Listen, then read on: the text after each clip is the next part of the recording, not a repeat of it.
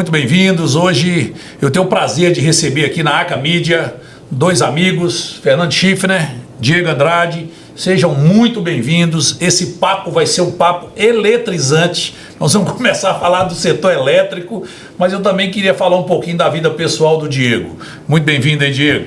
Oi, Dalmo, obrigado por nos receber. É um prazer estar aqui, para bater um papo, para aprender, para conversar com você e com o nosso grande amigo Fernando. É isso aí, Fernando, nós temos muito assunto, hein? Vixe, ainda mais com a presença aí do presidente da Comissão de Minas e Energia, tem muito assunto aqui para colocar, os nossos ouvintes aí e os espectadores sobre tema bem eletrizante, igual você mesmo disse. Fernando, eu queria começar por um assunto. Eu acho que nós nunca tivemos a oportunidade que nós temos hoje. O presidente da Comissão de Minas e Energia é mineiro, PSD, o nosso ministro Alexandre Silveira, que inclusive é um excelente pessoa, um cara muito trabalhador, mineiro. Eu acho que o setor elétrico dificilmente teve essa representatividade de Minas Gerais. Então, assim, difícil isso, hein, Diego? Pois é um momento oportuno para a gente poder discutir as melhorias necessárias e avançar com as votações. Nós ainda temos o setor energético brasileiro, ele é todo interligado e agora com a interligação de Roraima vai ficar melhor ainda. Ele tem uma matriz majoritariamente limpa, mas a gente ainda tem uma conta cara para o cidadão. Então é um desafio, ver o que é possível cortar, o que é possível ajustar para ter segurança jurídica, para os investimentos acontecerem e para o cidadão pagar uma conta mais justa, Idão? Ele entrou na minha pergunta, que é exatamente essa aí que eu ia fazer agora. Esse momento de instabilidade, Fernando? É um momento delicado. Acho que o setor tem que aprimorar, Acho que tem que talvez reescrever do zero. Eu acredito que pela situação que a gente está vivendo atualmente no setor elétrico, seria muito interessante que a gente repensasse o setor. Tem uma série de pilares que a gente precisa rever. A gente precisa reescrever, igual você disse, porque foram feitos vários remendos ao longo dos últimos anos, dos últimos 30 anos, e nós passamos por muitas mudanças mais conjunturais do que estruturais. E agora está na hora de um estrutural para buscar exatamente o que o deputado disse, que é uma segurança jurídica, segurança para os investidores, tarifa mais justa. O Brasil tem uma fonte de energia abundante, inesgotável, que é sol e vento. E por que a energia é tão cara? Por que a gente não consegue fazer mais barato do que os outros países, para a gente atrair mais investimento para o nosso país? Então é um desafio gigantesco.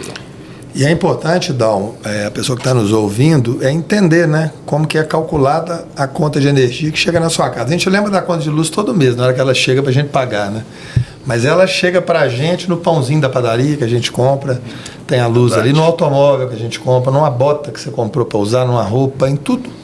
Por trás ali está a conta de luz. Então, é extremamente importante estar no nosso dia a dia. E às vezes as pessoas não sabem como que esse valor ele é calculado. Você tem ali a geração de energia, você tem a transmissão de energia, você tem a distribuição, você tem os encargos e tem a CDE. Para entender um pouquinho como é que isso aí funciona, e o Fernando conhece bem, porque é baita técnico do setor,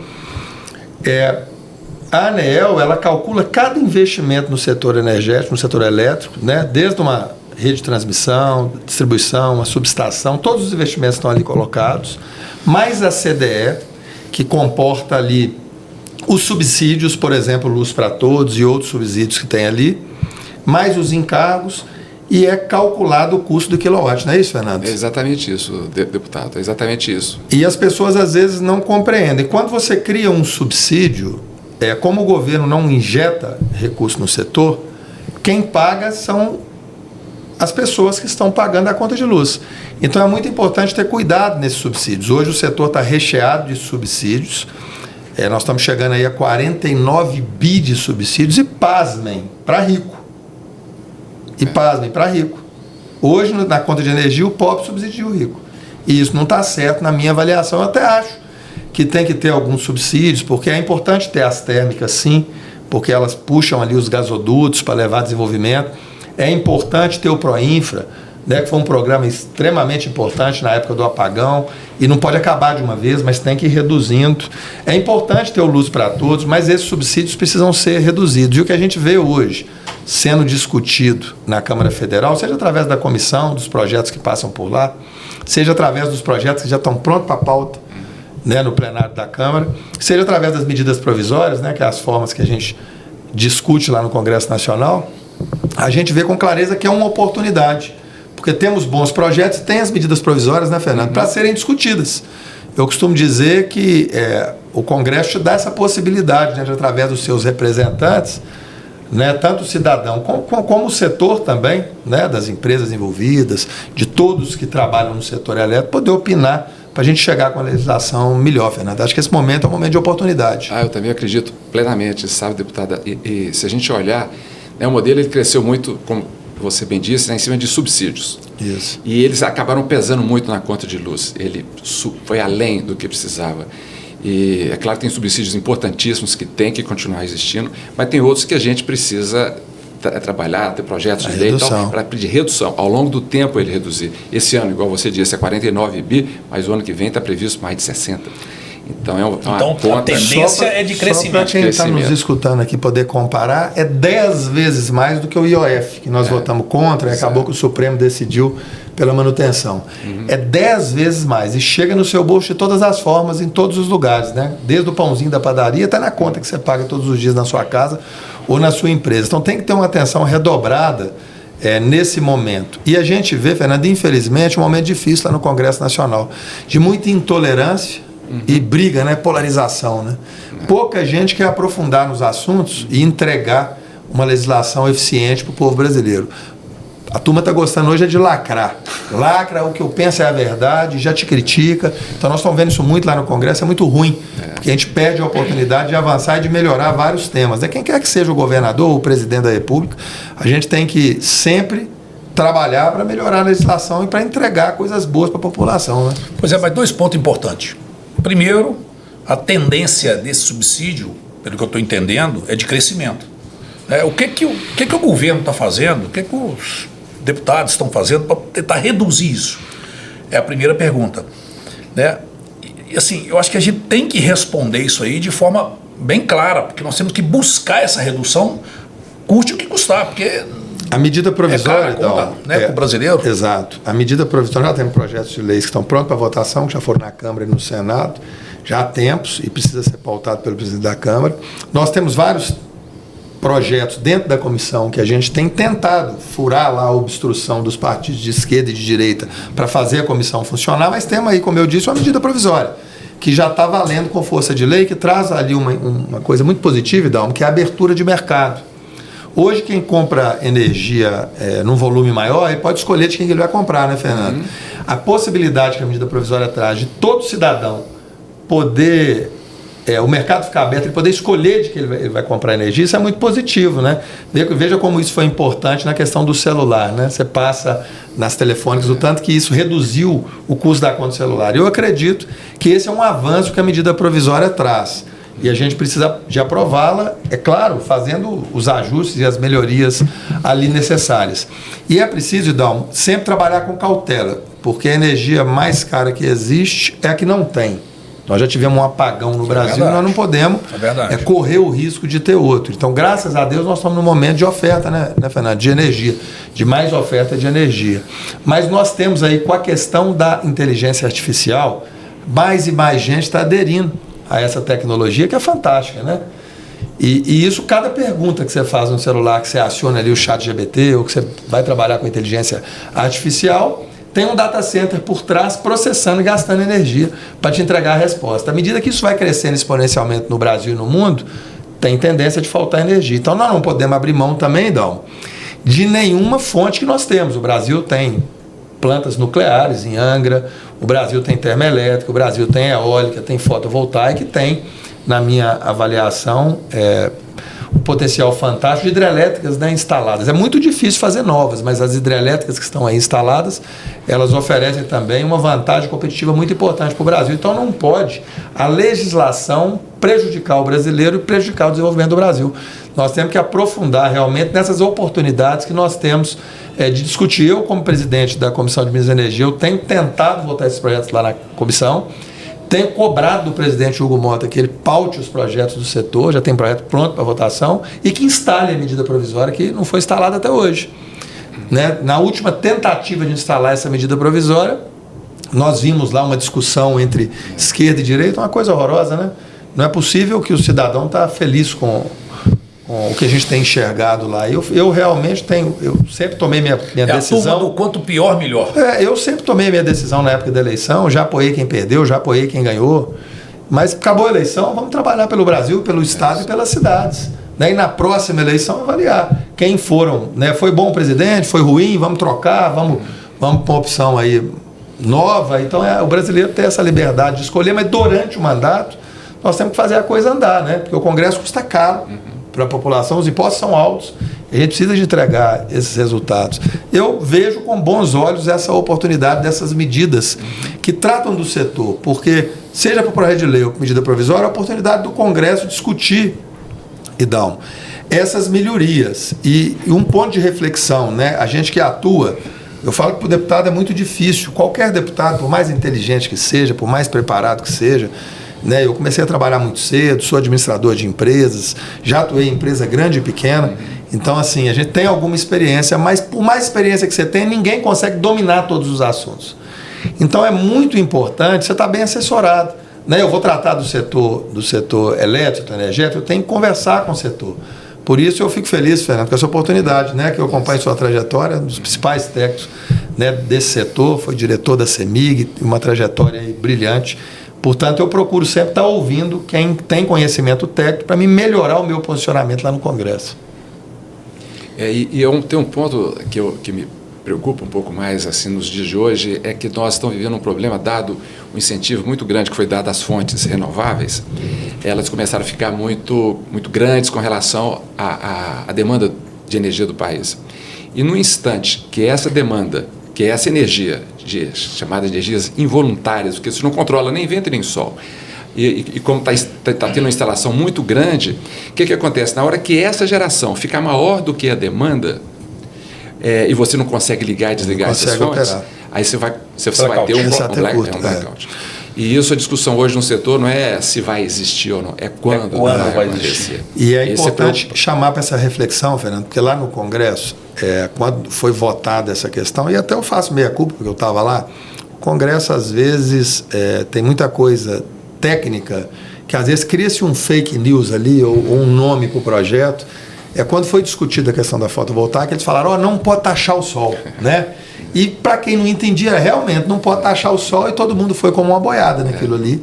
Mas o que estava em discussão era o seguinte, nós dissemos aqui no começo da conversa como que é composta a conta de energia, né? A transmissão, as linhas de transmissão, distribuição, a questão da CDE, que são esses subsídios, né? E a questão dos encargos, os tributos e encargos. Quando você gera energia através, por exemplo, da fotovoltaica, você resolveu a questão da geração. Só que você está utilizando o fio, e fios são caríssimos, né? Acho que quem já comprou aí 100 metros de fio que seja, sabe o preço que aquilo custa, é muito caro. E manter toda essa rede é caro. Né? A ANEEL tem metro a metro de cabo, de torre, de investimentos, e ela rateia isso no custo do quilowatt-hora que vem aí na sua conta de luz. Então, quando a gente votou lá que quem instalasse a fotovoltaica ia usar o fio e não ia pagar, por que usar e não pagar? Ela deveria realmente estar gerando energia, a geração é dela, de graça, mas se está usando o fio, tem que pagar pelo fio. Porque quando eu não pago, por exemplo, vocês dois vão estar pagando. Aí aumenta a conta para quem não paga. Olha que interessante que aconteceu.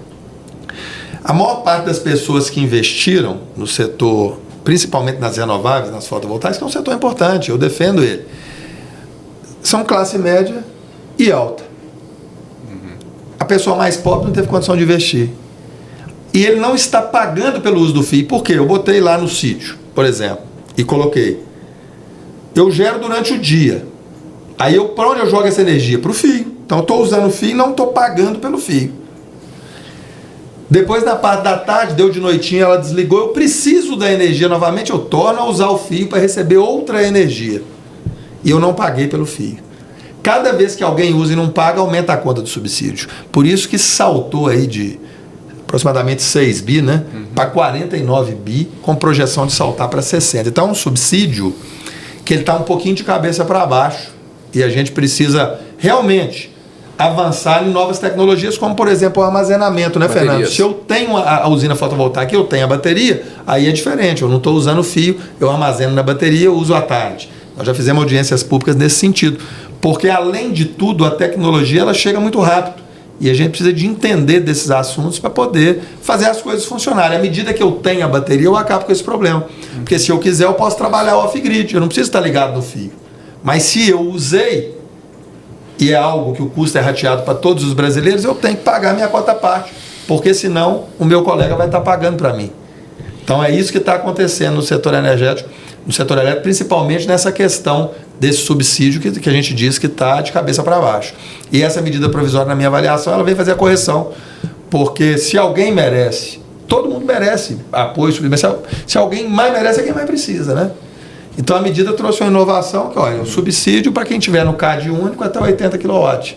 Isso foi muito importante. Importante que vai ajudar quem realmente precisa. Aí tem gente que está lacrando, sabe, Fernando, falando assim, não, mas essa medida ela é ruim, que vai trazer mais um subsídio. Fala, peraí, tem 49 bi de subsídio para rico do sistema elétrico brasileiro.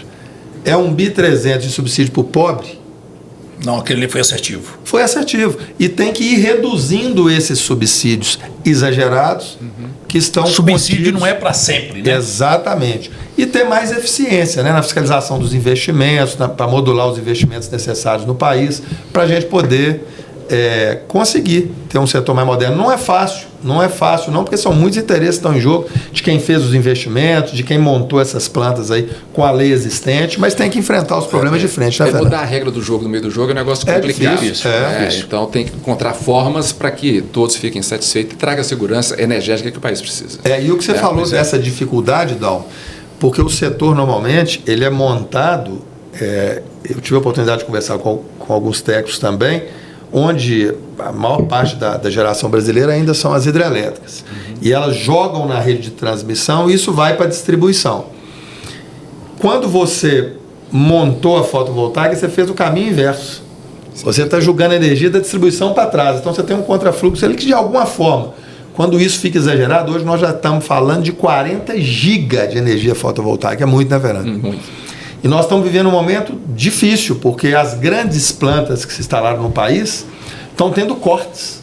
O ANS está determinando corte, porque a gente chega a ter risco de apagão por excesso em determinados horários. Então, quando a gente entende esse segmento e a complexidade que tem envolvido em tudo isso, e como que isso afeta a vida da gente, porque chega todo dia a conta de luz, não deixa de chegar na nossa casa, né? Então a gente tem a oportunidade de melhorar as coisas, é o que a gente está tentando fazer lá no Congresso. Ô Diego, mas um ponto importante que o Fernando disse aqui, se você pegar o gráfico do consumo do setor elétrico, você vai perceber que quando amanhece o dia, o consumo está lá em cima. No decorrer do dia, o consumo cai e ele vai aumentar só no final do dia, lá para 5, 6 horas da tarde que ele aumenta. E neste período, nós temos uma produção muito grande de energia, tanto solar quanto eólica, né? E é exatamente o que ele está dizendo, que se essa produção ela já está chegando no consumo, se ela chegar, o setor elétrico ele desarma e vai ter um blackout. Então, a gente tem que pensar numa situação para isso imediatamente. Qual é uma situação de imediato que a gente poderia pensar? Por exemplo, hoje tem, né, as grandes fazendas com irrigações que eram à noite. Você tinha um subsídio à noite. Nós apresentamos esse projeto lá, isso aí. E tem que ser de dia. Hoje tem que passar por dia. Hoje tem os data centers. Especificamente... E muito mais. E principalmente, Diego, numa conversa entre eu e Fernando, desculpa, o Fernando, ele disse o seguinte, talvez é mais barato para o governo ele dá essa energia de graça, essa energia ali durante o dia, do que ele sofreu um apagão, né, Fernando? Que é o que aconteceu na Espanha, Portugal e assim sucessivamente. E nós estamos, junto a isso tudo, né, tem as novas tecnologias que estão chegando e tem as mudanças de hábitos, né? Porque na época do apagão, a gente tinha energia sobrando à noite. Por isso, esse incentivo, por exemplo, para os agricultores, no caso da irrigação, que é uma vocação do Brasil, produzir alimentos. E a irrigação tem crescido exponencialmente, graças a Deus, então o Brasil vai só melhorando a sua produção de alimentos, alimentando boa parte do mundo. Mas olha para você ver, hoje está sobrando energia de dia, por causa desses 40 gigas de fotovoltaica. E nós ainda temos uma lei que permite a concessionária dar desconto de noite. Por exemplo, o carro elétrico, você usou ele de dia, você carrega ele quando? À noite. Então hoje você tem um consumo maior à noite, você tem uma energia sobrando de dia. Então tem um projeto já tramitando na comissão e nós estamos agilizando isso lá. Eu apresentei, o Danilo Forte também apresentou, eu ajustei com ele, né, manter o projeto dele, eu vou estar relatando, para a gente poder aprová-lo, dando a possibilidade da distribuidora de energia dar o desconto conforme a oferta de energia. Ótimo. Vai ter energia mais barata para o agricultor e as coisas vão avançar. Mas é só, Fernando, aprofundando nos temas e dialogando que a gente consegue soluções. Acertar, né, com projetos de leis positivos que melhoram o povo brasileiro. Realmente, e nesse momento de polarização e de briga, Idão, vai ficando mais difícil, né, de você ter... E aproximando a eleição. Exato, exato. Ô Diego, não seria uma oportunidade, talvez, para a Câmara colocar uma centena de deputados numa sala e pegar os técnicos e explicar tanto para o A, para o B, para o esquerda, para o direita, porque nós estamos falando de uma coisa em prol do país, não é de favorecer um ou outro, né, Fernando? Idão, eu tenho algumas experiências, né, no meu 4º mandato como deputado federal, e já fui líder da bancada mineira todas as vezes que disputei, fui líder do PSD, fui vice-líder do PSD, fui líder da maioria no Congresso Nacional. Eu acredito muito no diálogo, né? E eu entreguei boas leis aprovadas, por exemplo, fui relator da lei do motorista. Né? Eu tenho uma ligação muito forte também com esse segmento de transporte. Na lei do motorista nós entregamos um resultado muito legal. Foi quando nós colocamos o exame toxicológico, né? Eu lembro. Que o motorista profissional tem que fazer, o tempo de descanso, o tempo de espera, e ali nós conseguimos reduzir 40% de forma estatística das mortes envolvendo motoristas profissionais do Brasil, de ônibus e de caminhão. Isso é uma entrega com um projeto que foi votado. E o que funcionou muito bem? Nós temos um seminário no Nereu Ramos, onde o segmento de transporte, que é um setor complexo também, né? Não é simples, né? Não é fácil. 8% do PIB brasileiro é um outro setor, mas muito complexo. Mas ele é muito organizado, assim como o agro. O setor do agro também é muito organizado, em sindicatos rurais, nas federações, nas confederações. Eu percebo que o setor energético, o setor elétrico, ele é mais desorganizado. São infinitas associações, Fernando, eu nem consegui atender todas ainda, que você não sabe direito quem que representa o quê. Eles deveriam estar juntos, mais organizados, dentro de uma confederação, para chegar no Congresso Nacional com um debate mais avançado, para você chegar já com entendimentos, né? Porque senão cada ponta vai atrás de um parlamentar para travar e você não consegue ter melhoria, perde todo mundo. Então, a gente vê o tanto que avançou o agro brasileiro por conta de estar organizado. A frente mais organizada lá é a Frente Parlamentar da Agricultura, né? E da Pecuária, e ela acaba liderando muitos temas, muitas pautas lá no Congresso Nacional. E o transporte também é muito organizado. Falta isso ao setor elétrico. Né? Nós temos lá dentro do Congresso, já são 18 anos que acontece, o Seminário Nacional do Transporte de Cargas, onde todo ano tem um tema que é abordado. Né? Teve o ano que foi a reforma tributária, no outro ano, então é uma reflexão que eu trago para o setor energético brasileiro. Eu já cheguei a ir num fórum de líderes de energia, onde eu aprendi muito, pude ouvir bastante, mas eu acredito que precisa desse conhecimento técnico do setor, está mais dentro da Câmara dos Deputados, porque de 4 em 4 anos ainda renova ali quase que a metade dos deputados. Uma dica para a gente... Então a gente precisa de ter, né, primeiro, o setor mais organizado, segundo, ele dentro do Congresso Nacional, trazendo conhecimento técnico, seja para os assessores e consultores da Câmara, tem bons consultores lá, seja para os parlamentares, né, que estão seguindo com o mandato, ou para aqueles que acabaram de se eleger. Porque é importante que o conhecimento esteja próximo de quem toma a decisão, para a gente acertar nas decisões. Fica essa reflexão. Boa. Mas certo é que esse momento é um momento de oportunidades. Toda medida provisória que chega numa casa, ela pode chegar com N problemas. Mas se ela é discutida na Câmara, discutida no Senado, volta para a Câmara, né, para poder avançar. E se você tem a oportunidade de melhorar algo, cada vez que você abre a discussão para o tema, e agora a discussão está aberta para esse setor elétrico, você tem a oportunidade de melhorar. Agora, se estiver desorganizado, de piorar, né? Com certeza. Porque se a lei sai de interesses particulares. Isso aí. O interesse maior que tem que estar focado é o interesse público do cidadão, né? Claro que tem que ter segurança jurídica, porque senão ninguém vai querer investir no segmento, mas você tem que ter o interesse público em primeiro lugar. A importância da gente ter a parte técnica próximo da política, né? Para a gente poder fazer as coisas avançarem com conhecimento. Porque essa bola passou direto para você, Fernando. Você que vai responder aí, ó. Soma aí com esse ponto do... equilibra isso aí para a gente. Sem dúvida, né, o que o deputado diz aí é o que acontece no setor elétrico. Infelizmente, ele é muito fragmentado. Né? São vários interesses e é uma luta constante dentro do setor que a gente alinha até a UFASE, né, que é a federação que tenta ter ali algum alinhamento, mas é difícil obter porque os interesses são muito difusos. Né? Mas acho que a lembrança do deputado é importante, a reflexão dentro do grupo, para que a gente possa ter uma união em cima de temas básicos, importantes, como, por exemplo, a gente já disse anteriormente aqui, é a questão de uma reestruturação maior do setor. Esse é um tema que precisa ser discutido no Congresso. Né? Ele, é claro que não é uma coisa rápida de acontecer, mas a gente precisa pensar aí para os próximos 12, 15, 20 meses, aí, uma reestruturação grande, estrutural do setor, reescrever o setor, para que a gente possa ofertar ao cidadão brasileiro uma energia de baixo custo, uma energia que seja confiável, né, e que para o investidor ele possa acreditar no setor e colocar o dinheiro lá dentro, né, e ter os retornos que são necessários para o capital que é investido. Então, nós precisamos ter uma pauta, sabe, deputado, no Congresso voltado para a reestruturação, não conjuntural do setor elétrico, mas estrutural. Até porque muitas mudanças aconteceram de tecnologia ao longo dos últimos anos. Muita coisa aconteceu, como você bem disse, a inteligência artificial, vem armazenamento, a evolução da energia solar, que o preço foi decrescente, com isso acelerou muito. Isso não é só no Brasil, é no mundo inteiro. Exato. Né? O que está acontecendo no Brasil aconteceu na Península Ibérica, acontece na China, acontece nos Estados Unidos.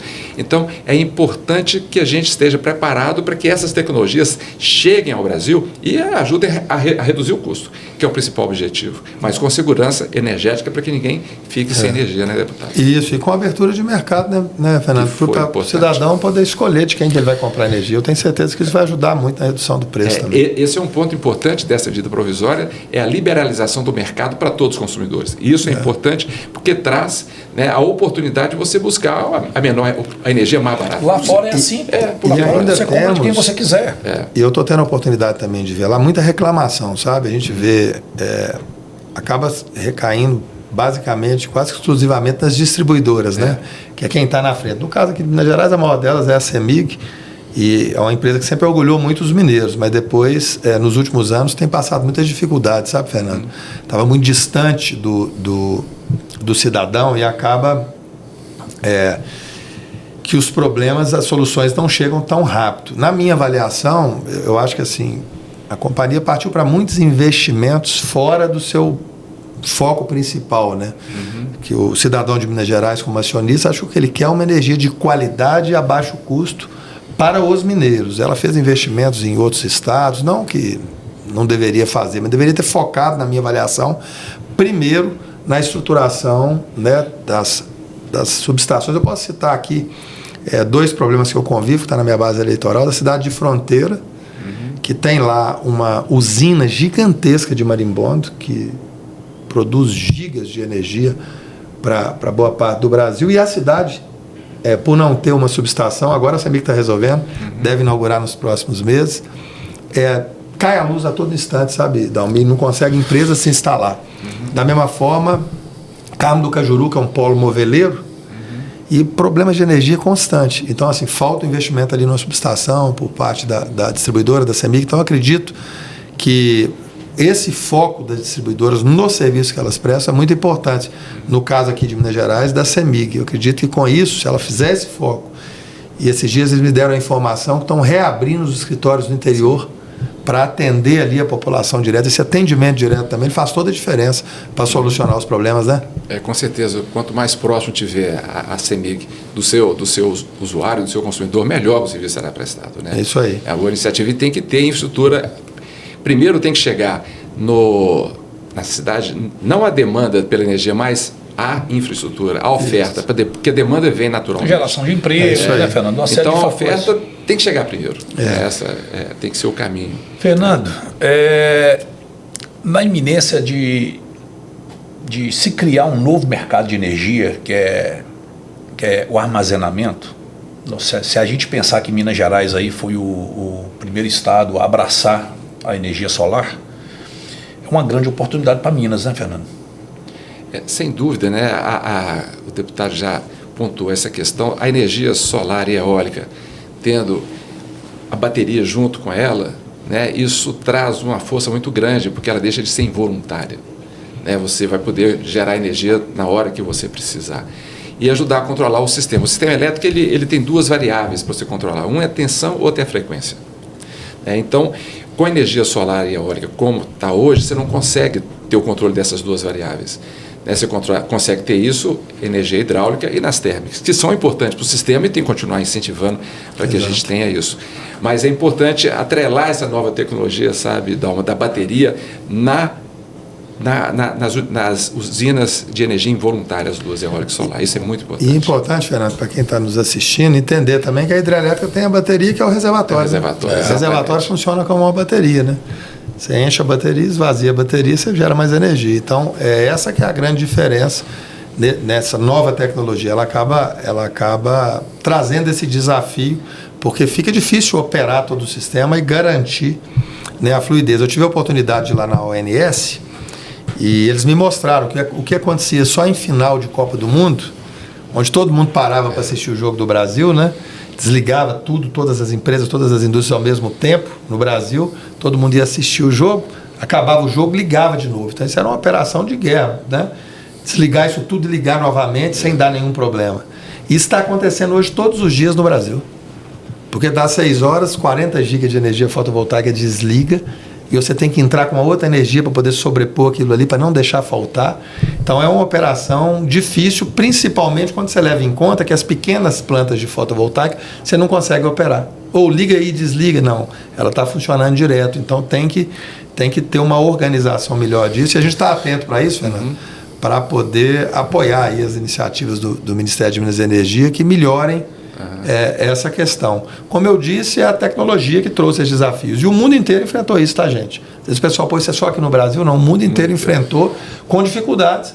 E nós já temos algumas soluções implementadas em outros países. Mas a gente estava dizendo, Idal, como que a questão da dívida do Estado de Minas Gerais, que era muito pesada, impactou na questão do setor energético, do setor elétrico em Minas Gerais. Olha que interessante.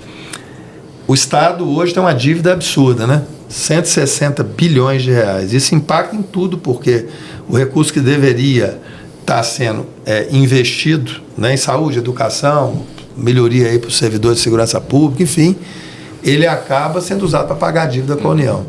É uma dívida que só cresceu. Agora no governo Zema ela saltou de 100 para 160 bi, porque ela ficou paralisada, né, por uma decisão judicial e agora voltou. Isso.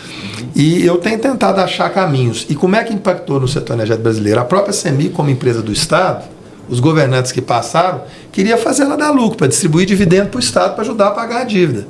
Então, talvez, se no passado ela tivesse feito mais investimentos em subestações, infraestruturas, certamente nós não teríamos tantos problemas como a gente tem hoje, principalmente no interior. Então, assim, investimentos que deixaram de ser feitos para distribuir lucro, porque os próprios governadores forçavam muito a barra na distribuição de lucro pela situação difícil do Estado. Então, a gente, entendendo isso com clareza, a gente vê que de todos os problemas que nós temos, o mais importante é dar uma solução para essa dívida. Diego, você tem uma ideia boa, eu já ouvi você falar um dia, você tem uma ideia muito bacana com relação a gerar uma possibilidade do Estado de Minas Gerais pagar essa dívida, né? Quando a gente lembra desse problema da Vale aí. E como é que está essa situação? Isso tem chance disso acontecer? Idalma, olha só. Nós estamos falando de 100 bi. Pois é, são investimentos, são a dívida de 170 bilhões de reais. E quando a gente... Aí você falou de um outro tema importantíssimo que também está na Comissão de Minas e Energia, que é a questão da mineração. Lá na época da privatização da Vale do Rio Doce, o então presidente Fernando Henrique, para tentar vender a Vale bem, ele quando fez a Lei Candir, o que a Lei Candir diz? Nós não vamos cobrar tributos de nada que é exportado. Eu até acho que a Lei Candir é boa, mas não para bens naturais não renováveis. Nós meio que voltamos para a época do Brasil colônia, né? Que mandava o ouro embora e tal, e aquilo foi embora. E já que não paga imposto, né? Não paga PIS, não paga COFINS, não paga nenhum desses impostos para ser exportados, ela deveria pelo menos ter um royalty para o estado que é minerado ali. Por exemplo, o petróleo paga um royalty de 10%. Tudo que é retirado da bacia ali, por exemplo, no Rio de Janeiro, da bacia de Campos, ele paga um royalty de 10% que pode ser utilizado para poder fazer investimentos ali no estado. O da mineração era 2% da margem líquida e sem fiscal, tá, Idalmo? Porque o DNPM era completamente desestruturado. Hoje a ANM, para você ter uma ideia, são 40 mil plantas minerárias, tem 3 fiscais. Meu Deus. Agora, graças a Deus, de tanta pressão que fizemos lá, nós conseguimos garantir mais 200 e poucos contratados. Né? Diz que até o fim desse mês, eu espero que se concretize, o representante da ANM já esteve lá nos dizendo, serão contratados. Então, terá uma estrutura um pouco melhor para fiscalizar. Porque se a CEFEM é pouca, se tem sonegação é pior ainda. Né? E nós discutimos isso lá também. Então, essa falta de arrecadação, como o Estado ficou sem arrecadação quase nenhuma, principalmente pelo seu setor mais importante no que diz respeito a faturamento, agora que o agro conseguiu ultrapassar pela primeira vez na história, mas a mineração era o mais importante, mas se deixou de ter arrecadação, o Estado passou a ter uma dificuldade imensa de pagar suas contas. 853 municípios, olha quantas escolas, quantas delegacias, quantas estradas. São 9 mil quilômetros só de estradas federais, fora as estaduais e municipais que nós temos em Minas Gerais. Então o Estado ele tem que estar sólido, sadio. Não pode determinado setor não colaborar. E principalmente que é um setor que deixa um dano ambiental. Eu defendo, acho que a mineração ela deve acontecer, mas tem que ser com mais justiça social. Então o Estado acabou acumulando uma dívida muito grande bem após a votação da Lei Candir. Pega na linha histórica para você ver de quanto que veio essa dívida. Né? Quando o Itamar entrou, depois teve o Aécio, Pimentel, isso estourou no governo Pimentel, onde ficou impossível de pagar. E a ação judicial foi justamente questionando isso, né? Que a Advocacia do Estado, juntamente com o Tribunal de Contas do Estado, recorreu ao STF dizendo, olha, Minas não está conseguindo fazer os repassos constitucionais, passar o recurso para os hospitais, passar os recursos para os municípios, pagar seus funcionários em dia, suspende essa dívida para ela ser renegociada. A suspensão ficou por 7 anos. Ela saiu 4 meses antes de acabar o governo Pimentel. Aí nós tivemos o governo Zema, que durante esse período todo, essa dívida ficou suspensa. E agora ela voltou, mas voltou mais forte ainda, porque ela era 100 bi. Quando ficou suspensa, hoje é 160 bi. Aí nós tivemos boas iniciativas do Senado também, de autoria do Rodrigo, que é o Propag, que é um parcelamento em condições melhores para Minas Gerais. Porque do jeito que ela está hoje, você paga, ela só aumenta.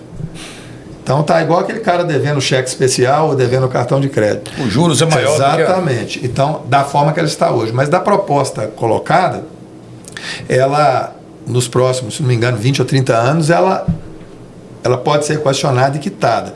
O problema é a entrada, tem que dar 20% de entrada. Aí que o governo está propondo, vender cidade administrativa, vender o Hospital Risoleta Neves, vender a Codemig, né, que também é uma fonte de arrecadação do Estado, está botando tudo à venda. Eu não concordo, até acho que o que foi ineficiente, tudo precisa realmente, eu defendo, votei a favor, por exemplo, da privatização da Eletrobras, não tenho nenhuma dificuldade com isso não, porém, o que está eficiente e traz arrecadação para o Estado tem que ter cautela, né? Para não fazer mau negócio. Tudo que você vai vender correndo na hora do desespero, vai vender você acaba vendendo mal. Pega o cara que está devendo, vai vender sua casa. Quando fala em vender cidade administrativa, é o sentimento que vem para a gente. Então, que proposta que eu apresentei? Recentemente, fruto da tragédia de Mariana, não a de Brumadinho, a de Mariana, porque atingiu 2 estados, a União promoveu um acordo que fechou em torno de 170 bi. Parte dos investimentos serão feitos no Espírito Santo, a maior parte em Minas Gerais, que foi a principal atingida. Como a União está recebendo esse recurso, e ela está aplicando basicamente em ações que era obrigação da União já, ter arrumado o anel rodoviário, ter feito um contorno ferroviário, são obrigações da própria União. Então, se o dinheiro entrou, era um dinheiro que a União não estava esperando, foi fruto de uma tragédia. Se esse dinheiro entrou no caixa da União, E aí eu não estou propondo modificar a aplicação dele, ele pode continuar sendo aplicado onde ele já está prevista a aplicação. E nem estou propondo mexer em recurso de vítima, porque é outra coisa, a indenização para as vítimas, esses aí é para eles mesmos. Mas que ao esse recurso entrar na União, ele seja abatido da dívida de Minas. Porque entrou no caixa da União, não é certo? E a União vai fazer uma série de investimentos, ela vai executar esses investimentos. Então, que no momento que esse recurso entra no caixa da União de uma fonte que não era prevista, foi uma tragédia, que ele seja abatido da dívida de Minas, em respeito aos mineiros. Isso possibilitaria, no mínimo, o pagamento de uma entrada vultuosa, e aí o saldo que ficar remanescente seria parcelado no Propag, que já foi votado. Então essa é a proposta, e nesse escopo é que eu escrevi o projeto de lei 2757 e apresentei à Câmara Federal para ser discutido, para que a gente consiga um abatimento dessa dívida, né? Já que o Estado o principal criador dessa dívida, muita gente fala, foi administrações ruins para trás, podem ter colaborado também, mas o principal criador dessa dívida foi o fato de ter tirado a arrecadação do Estado quando da Lei Candir, do dia para a noite. E a estrutura do Estado continua a mesma. É isso que criou essa dívida. Muito dinheiro. Nós estamos falando aí de muito dinheiro. Esse é um assunto importante para o pessoal saber, né? Nós estamos falando como que as coisas acontecem, porque isso influencia em tudo, influenciou na CEMIG. Influenciou nas fontes de investimento da CEMIG. Fernando, o Estado precisava de dinheiro a qualquer custo, distribui lucro, não investe, não. A CEMIG deixou certamente naquele tempo de fazer vários investimentos, né? E hoje nós estamos, custa caro, porque nós estamos precisando de fazer esses investimentos para voltar a ter energia. Eu citei 2 cidades aqui, mas poderia citar outras várias. Fernando, me conta uma coisa, na sua visão, vender a CEMIG hoje é um caminho? Oi, Dalma, eu não sou contra privatizar, né, não tem problema. Eu só acho que para vender a CEMIG, você tem que valorizar a CEMIG. Né? Qualquer coisa que você for vender, você tem que valorizar. Não adianta você desvalorizar um bem que você tem para você vender. Senão você vai vender mais barato. Verdade. Então, eu acho que o erro, né, do governo está em desvalorizar a companhia e não em valorizar a companhia. Então, esse é o principal problema que eu vejo. Está vendendo no momento que a empresa está desvalorizando. Ô, Fernando, e nós já vivemos bons momentos com a CEMIG, né? Com certeza. A CEMIG sempre foi um orgulho do povo mineiro, né? Uma empresa que entregou energia de qualidade. A gente, né, num passado aí recente, ela orgulhou muito. Passa por esse momento difícil, e eu até fiz aqui na minha avaliação, eu acho que muito por conta da dívida do Estado, forçar em distribuir lucro dela, forçar um lucro que poderia ter sido investido na própria companhia, a gente tem energia de qualidade, mas eu comungo da sua mesma posição, viu, Fernando? Eu acho que vender as coisas correndo e desvalorizadas é o pior momento. Para privatizar tem que pensar bem, tem que avaliar, pode até privatizar. Né? Mas tem que ser num preço justo. Tem que ser isso. Eu penso assim também, deputado. Ô Diego, vamos voltar um pouco aqui, nós invertemos os papéis e algumas perguntas pessoais que eu ia te fazer, eu vou deixar para fazer no final. Ótimo. Você é nascido em Belo Horizonte, não é isso? Nasci em Belo Horizonte, Dalmi, em 8 de agosto de 1977. E aí morei em vários bairros de Belo Horizonte, a partir ali do Vetor Norte, ali na Santa Mônica. O meu avô, ele era Oscar, você conheceu? Pois é isso que saudoso. Eu ia chegar nele aqui mesmo. Ele era motorista de ônibus e o meu tio trocador de ônibus, minha mãe ajudava a lavar os ônibus. Eu nasci lá na garagem. E ali eu aprendi muita coisa, né? A trabalhar com os funcionários. E a gente tinha que fazer de tudo ali. Eu comecei a trabalhar muito cedo, aprendi a soldar, aprendi a montar motor, desmontar ônibus. Depois fui trabalhar no almoxerifado, trabalhar na tesouraria, aprendi a dirigir ônibus. Ali foi onde... É uma escola, né? Você forjou, trabalha né? com cidadão. Foi uma boa passagem na minha vida. E eu tenho amigos do tempo da empresa, até hoje, inclusive a Selmara. Verdade. Sua esposa, né? Que era Verdade. psicóloga lá na empresa, ajudava tanto lá. Verdade. Naquele tempo, a empresa começou com o meu avô de motorista, mas chegou a ter, só a Coletivo Santa Mônica, 700 funcionários, né? E com filiais no Brasil todo, né? Então, assim, para mim foi uma escola que me trouxe perto ali da administração, da convivência, do cliente, do cidadão. A partir dali, eu passei para outros segmentos, me formei em administração de empresas e sempre muito ligado a esse meu avô Oscar, sabe, que já é falecido. Ele, numa certa idade da vida, ele voltou para a fazenda, né? Ele tem uma propriedade que hoje é minha mãe que cuida, ali em Juatuba. Deixou saudade esse aí. E ele sempre trazia a gente para perto da roça, né? E a gente acaba com essa experiência de vida abraçando, né, os verdadeiros valores. Eu acho que você não acha um ateu na roça, já reparou isso, Fernando? Não tem, não. Porque o sujeito que acompanha com o nascimento de um bicho, você poder curar, criar, cuidar. Você vê o tanto que a natureza é bonita, as pessoas que às vezes são mais ligadas, né, à natureza, à roça, acabam se tornando pessoas melhores. E eu agradeço muito a ele essa oportunidade de ter essa convivência e a convivência profissional. Aí quando me formei, Dalmo, em administração, e foi através dele também que eu me aproximei um pouco da política, porque ele era muito ligado, né, em quem que ele votava para governador, em quem que ele votava para prefeito. Ele trabalhou ativamente para emancipar a cidade dele, que é a cidade de Joatuba. Né, ele foi intendente daquela cidade. Depois, já mais velho, de idade, o pessoal reuniu com ele lá, ele chegou a ser prefeito da cidade e foi quem fez lá as principais escolas que tem lá, foi quem fez o prédio da Prefeitura Municipal. Justamente ele falava o contrário do que o governo está propondo agora de vender essa cidade. Ele falou, não, a Prefeitura não pode pagar aluguel, né? A gente tem que trabalhar para o povo ter condição de ter casa própria, mas uma Prefeitura já começar pagando aluguel. Então ele já trabalhou para que tivesse ali a sede própria. Ele construiu, né, onde funciona até hoje a Prefeitura, fez passarelas, que a cidade é toda desmontada no entorno das rodovias, ela tem distritos, né, comunidades, ainda com enormes desafios. Mas ele ficou um único mandato e deu uma colaboração lá muito importante. E eu sempre próximo dele, né? E aí fui despertando para essa questão. Tive a oportunidade de trabalhar na Copasa, que é uma concessionária, né, que todo mundo conhece, num momento até importante, onde a Copasa fez o seu IPO, ou seja, uma parceria do público com o privado, né? Porque ela vendeu as ações excedentes de forma que a iniciativa privada pôde participar um pouco mais.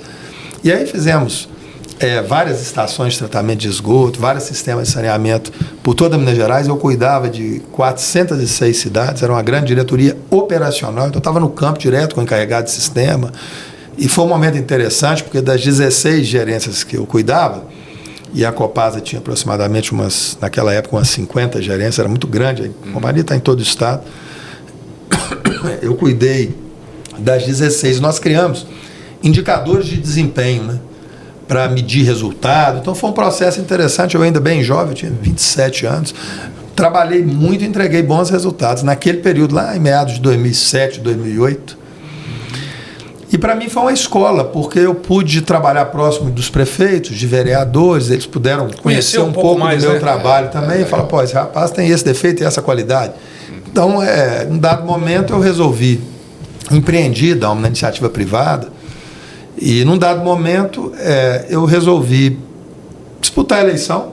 Tem até um caso curioso que eu cheguei para o meu avô e falei, eu estou querendo ser candidato a deputado federal. Ele falou assim comigo, Diego, esse negócio é difícil demais.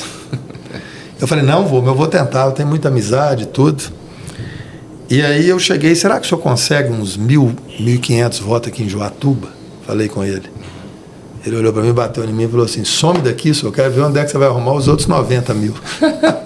Então, assim, era aqueles negócios, eu saí dali num ano de tentar ir para frente, ele me ajudou demais, ele botou o chapeuzinho na cabeça e foi de casa em casa nos amigos dele, sabe?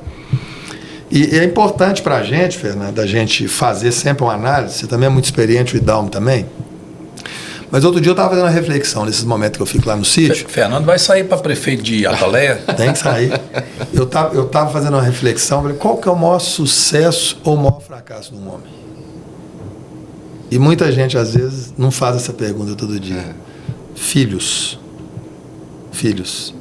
Não é ter sucesso profissional, não é ganhar eleição, isso tudo é passageiro.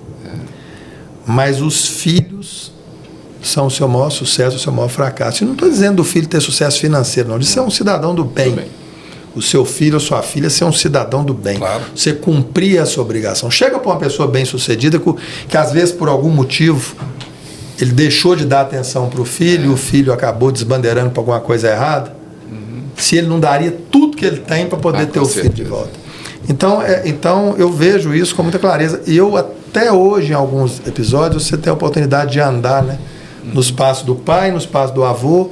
Eu chego em lugares e escuto, né, alguns amigos dele, dentro da limitação dele, da região que ele conviveu, E vejo com muita alegria. Então eu espero poder deixar isso pro meu filho. Né, pra minha filha. Tem uma história de um amigo nosso, né, que ele fala, né, que aquele cara era tão rico, que ele só tinha dinheiro, né? Eu estava conversando isso com o Idal, né? Tem gente que coloca o sucesso da vida dele em ganhar dinheiro, né? Alguns, que é só ganhar dinheiro. Tem gente que... E isso é um erro para a vida. Sim. E é um erro maior ainda quando o sujeito está na política, né? É pior. Porque não é o lugar. Ali ele vai fazer mal para muita gente. Então, não estou dizendo que a pessoa tem que fracassar, né, para entrar na política. A pessoa tem que ser bem-sucedida. Mas o Deus da pessoa não pode ser o dinheiro, né, Fernando? A pessoa tem que entender, né? Tudo que envolve, né? Então a gente precisa de estar sempre fazendo essas reflexões. Os valores, né? Da vida, exato. Que são importantes. E isso a gente é moldado ali na infância mesmo, na adolescência. Então essa convivência, né, com os avós, com os pais, elas são muito importantes. Por isso que eu apresentei um projeto, Fernando, lá na Câmara, onde explicitamente eu escrevo: a partir dos 14 anos, os filhos têm o direito de trabalhar com seus pais. Ponto. Porque hoje não pode, né? Não tem uma lei diretamente que proíbe, mas toda hora tem Ministério do Trabalho, tem alguém proibindo. No escopo da lei eu até coloquei que o trabalho insalubre, você não vai colocar um menino para poder descarregar um caminhão, mas ele está do lado do pai, só dele estar do lado do pai ou da menina estar do lado da mãe, a referência já vem. A chance de ser uma pessoa boa, né, o pai e a mãe sendo pessoas boas, porque não adianta, hoje o pessoal tenta, Fernando, terceirizar tudo para o Estado. Você já reparou isso? O sujeito acha que não quer a escola que vai educar meu filho, a escola vai ensinar matemática, português, quem vai dar princípio de valor é você. Quem vai educar é a família. Os idosos, olha que é um desafio nosso, hein? Cuidar dos nossos idosos. Nós já estamos caminhando. Daqui a pouco nós que estamos... Olha o desafio que é. Hoje tem uma cultura, né, de asilos, né? O sujeito quer pegar o idoso na casa dele, mas eu trabalho, não tenho condição de cuidar, e botar ali num asilo. Terceirizar, como se alguém fosse cuidar do pai e da mãe dele melhor do que ele. Está completamente errado. Eu já defendo uma formatação diferente. Para você ter, por exemplo, locais de convivência para os idosos. Do mesma forma que você tem a creche, que você deixa seu menininho de manhã porque você precisa de trabalhar. Excelente projeto, você tem um local de convivência dos idosos. Eu tenho, às vezes, meu pai, mais de idade, se ele porventura, graças a Deus não é o caso, mas se porventura estiver morando comigo, ou pai da minha esposa, ou alguém, né, avô. Você ter um local, vamos supor que eu sou frentista num posto de gasolina, eu preciso de ir trabalhar, cumprir minha obrigação, mas se eu tenho um local que eu vou de manhã, deixo meu pai lá ele vai ter uma convivência, ele vai ter um tratamento adequado, como numa creche com a criança. E de tarde eu busco ele e levo ele para minha casa. Porque a presença do filho com o pai, do pai com o filho, ela é importante demais da conta. Inclusive para os netos, né? Inclusive para os netos. É o exemplo. Se você pegar o Japão, é assim. É assim, no Japão. Tem uma música bacana que fala disso, do couro do boi, né? Do couro do boi. Que o menino vai no pai, dá o couro pro cara ir embora, né? Fala, me dá metade do couro, pai. Pra quê? Pra me te dar no dia que eu te mandar embora. Então é uma música bonita aí. Depois quem tá assistindo aí, procura aí, Couro de Boi. É uma música bonita, caipira. Que conta essa história. Que conta essa história. Então a gente tem que ir trazendo para a vida, para a política, para as decisões que a gente toma, por essas questões, né? De convivência, de família, isso é que faz a gente tomar decisões mais acertadas e de respeito, principalmente, né? Porque está acontecendo algo que eu fiquei refletindo outro dia. Eu falei, gente, se a gente continuar dividindo, hoje é esquerda e direita, né? Agora já tem centro, agora já tem centro-direita e centro-esquerda. Se for dividindo, sabe aonde nós vamos chegar? No indivíduo, porque nós somos indivíduos. Vai ter um momento que eu vou discordar de você, que você vai discordar de mim, que você discorda da sua esposa, do seu irmão. Vai ser o caso. Nós somos indivíduos. Então, tem que ser um negócio ao contrário, né? Eu, por exemplo, eu não abro mão, Fernando, de defender a família, porque eu acho importantíssima a formação do indivíduo, a importância da educação do filho, dos cuidados com o pai, de defender quem trabalha. Comecei a trabalhar muito cedo, eu fui para frente trabalhando. Qual o problema da criança? Nenhum. Quer trabalhar com o pai? Fernando, nenhum. Sabe o que eu estava fazendo ontem? Bateu um raio onde eu tenho um sítio, tem uma árvore caída lá já há uns 6 meses. Eu precisava tirar essa árvore. O menino que me ajuda lá, ele falou, não, Diego, vamos lá, depois vamos tirar. Aí tiramos as pontas das galhas e ficou o tronco. Falei, o que eu vou fazer com esse tronco? Eu vou fazer um coxo. Peguei uma motosserra, cepa de uma motosserra, levei o Léo comigo, ele tem 10 anos. Sentei ele do lado, falei, você vai ficar segurando a lanterna para mim lá, que já era de noitinha, que o tempo da gente é corrida, ele foi comigo. E eu fiz esse coxo, todo entalhado na madeira. Coisa que não se vê nem nos dias de hoje mais, né? Você também é produtor rural, você sabe que é pouca gente que faz hoje. Gente faz. E faz ele entalhado na madeira. Na motosserra. Sem nenhuma emenda, sem nada. Não é fácil, não. Aí fui fazendo aquilo lá, levei um enxó para mexer, levei uma alavanca e fui mexendo naquilo lá, que até entrou uma feba no dedo. Naquele momento, que é o momento, sabe, que eu descanso a cabeça, né? Porque em Brasília é muito projeto de lei, é muita coisa técnica, você trabalha muitamente, então tem que ter um momento seu filho ajudando de você a trabalhar trabalhar, o corpo. né? Eu tenho certeza que quando ele estiver mais velho, ele vai falar, pô, fiz esse coxo aqui com meu pai. É isso aí. Então, você vai moldando, Registrando. desculpa até vibrar, mas você vai moldando o caráter do seu filho. Então, e o Idalma, eu lembro dele, ainda, com cabelo pretinho, bem novo. Até hoje, e o Kaique, junto com ele, Isabela também. Então, isso que é alegria, né, Idalma? Hoje a Isabela está formando já. Hoje você vê doutora, daqui a o Kaique à frente das empresas, tudo, ele está indo lá daqui um dia só passear. Porque o Kaique toca bem, né? Menino preparado, inteligente. Melhor que o pai. Essa é a sua maior riqueza, Idalma. Intuito. Essa é a sua maior riqueza, pode ter certeza disso. Eu sei disso, eu concordo com você. Fernando também sabe disso. Mas, ô Diego, a gente não pode deixar aqui passar em branco, não. O Fernando tem que sair para candidato à prefeitura de Ataleia. Você sabe que retribuir lá. O meu principal desafio tem sido convencer cidadão de bem a ser candidato nos seus municípios. Porque política virou um negócio que ninguém quer. O cara, Deus me livre, eu não quero. O cara não quer ser síndico do prédio dele, o cara não quer ser vereador, mas desce o porreto nos políticos, né? Mãe de política, então, sofre, tadinha da minha. Toda semana que ela me conta, meu filho, larga a mão disso. Não sai mais candidato a nada, não. E tudo. Então, é difícil, porque muita gente boa não quer entrar. E dá espaço para quem, às vezes... Ninguém quer ser político e nem juiz de futebol. E quando a gente fala de polarização, como é que eu tenho exercido o mandato ao longo desses anos? Poxa, eu falo que política é o lugar que precisa de gente mais séria. Sabe por quê? Porque não tem contrato, Fernando. É verdade. No setor privado, então, no setor que você atua, Fernando, também, você faz um contrato, né? Comprou um apartamento, fez um negócio, você faz um contrato, tem multa, se o cara não paga, você executa, tem garantia.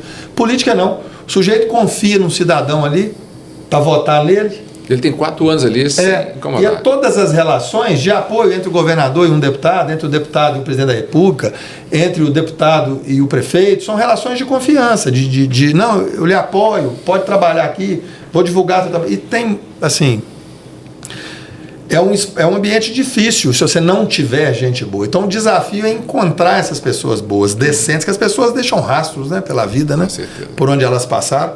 E aí, quando se candidatam, você poder cobrar, porque, vou te dar um exemplo, o sujeito recebeu um voto, alguém que está nos assistindo aí, certamente alguém já deve ter sido candidato.